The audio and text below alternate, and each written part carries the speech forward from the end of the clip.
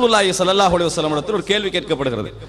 ஹீலாவை என்ன, ஒரு பெண் அதாவது கற்பந்தரித்திருக்கின்ற பொழுது, பிள்ளை கிடைத்திருக்கின்ற பொழுது, பாலூட்டி கொண்டிருக்கின்ற பொழுது இன்னொரு அதாவது குழந்தை வயிற்றில் தரிப்பது பற்றி ரசூலுல்லாஹி ஸல்லல்லாஹு அலைஹி வஸல்லம் இடத்தில் கேட்கப்படுகிறது.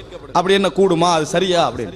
அப்ப ரசூலுல்லாஹி ஸல்லல்லாஹு அலைஹி வஸல்லம் சொல்றாங்க, நான் அப்படி தடுக்க நினைத்தேன், அந்த மாதிரி வேண்டாம் என தடுக்க நான் நினைத்தேன்.